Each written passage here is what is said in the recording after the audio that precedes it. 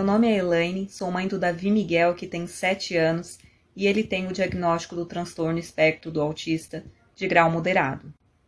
O Davi Miguel recebeu o diagnóstico formal do autismo aos 3 anos de idade, muito embora com 2 anos nós já desconfiávamos de que ele tinha algum problema no desenvolvimento.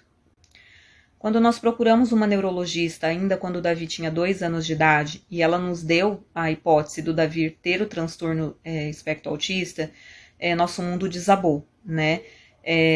Nós sentimos uma tristeza muito grande, principalmente incerteza quanto ao futuro. Nós não sabíamos como apoiar o nosso filho e a gente viveu durante algum tempo uma fase realmente de luto, né? Porque quando a gente gera um filho, quando a gente espera um filho, a gente imagina ele casando, ele se formando na faculdade, e quando você tem uma hipótese de diagnóstico dessas, tudo vira uma incerteza. Então é como se aquele filho que você tivesse idealizado, ele tivesse morrido para nascer um novo filho, aquele ao qual você vai ter que se adaptar, se acostumar para a evolução acontecer.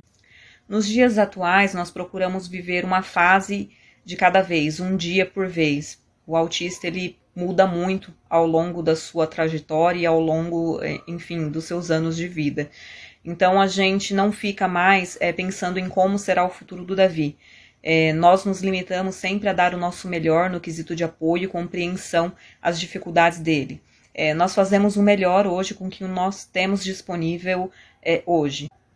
No início da pandemia, foi muito difícil a mudança de rotina e principalmente por conta da obrigatoriedade do isolamento social. Essas duas coisas juntas fizeram com que o Davi inicialmente ficasse extremamente irritado. Foram dias muito difíceis, tanto para o Davi quanto quem convive com ele, né? Tudo melhorou um pouquinho depois, né, no mês já de maio, né, de 2020, quando a gente decidiu ir passar uns dias no interior de São Paulo. E aí tudo passou a clarear.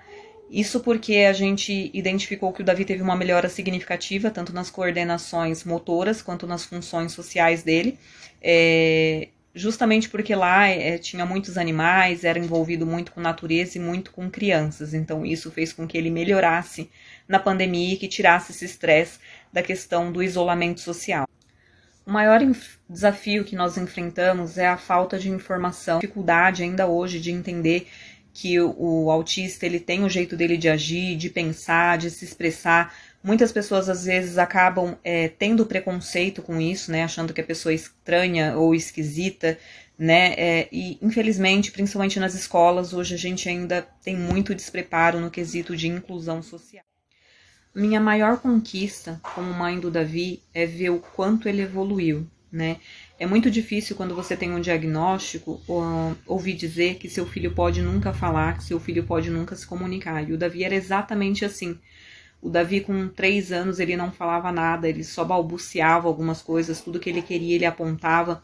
E hoje ele se expressa, ele conversa, ele é super carinhoso, sabe? Ele está sendo alfabetizado e, assim, ele tem se desenvolvido muito no quesito de coordenação motora, sabe? Ele anda de bicicleta sozinho, ele anda de cavalo sozinho, né? Então, isso com certeza é uma conquista muito grande, que com certeza não seria possível sem o apoio que a gente teve dos nossos familiares, de pessoas muito próximas que sempre estiveram ao nosso lado nos apoiando, e também da nossa persistência, né, de nunca desistir do Davi, porque as dificuldades elas vêm e vêm forte, né, mas a gente nunca desistiu do Davi. Entre pelejas, desafios, a gente sempre persistiu, né, e parecem coisas básicas essas que eu falei, mas para uma pessoa que tem um transtorno de espectro autistas é uma conquista muito grande. Um conselho que eu dou para os pais de autistas não desistam. Por maiores que sejam os desafios impostos, não desistam dos seus filhos, né? Tenham fé, né? Por mais que a sociedade ela não esteja preparada, o nosso esforço vai fazer toda a diferença na vida deles, né? Procure sempre por tratamentos adequados e nunca desista, principalmente de lutar pelo direito deles. Para as pessoas que querem contribuir, né, tanto com as pessoas que têm autismo quanto com os familiares ao redor dessa pessoa que tem autismo, é muito importante as pessoas pesquisarem, sabe, sobre o assunto, conversar com os pais das crianças, ajudar com as várias tarefas adicionais, né, que um filho com autismo exige, porque não são poucas as tarefas. Um pai de autista, ele tem todas as atividades aí provavelmente dobradas. E trate bem e aceite a pessoa com autismo, né?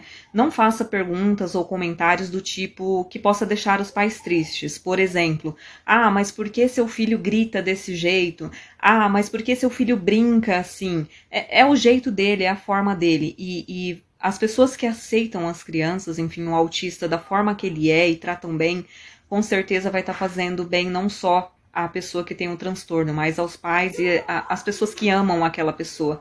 Porque ela vai se sentir bem em saber que a pessoa aceita o seu filho da forma como ele é. Então, acho que esse é um conselho, enfim, de muita valia para quem quer contribuir, quem quer ajudar os pais e para quem quer ajudar essa pessoa que tem um transtorno espectro autista e não sabe como.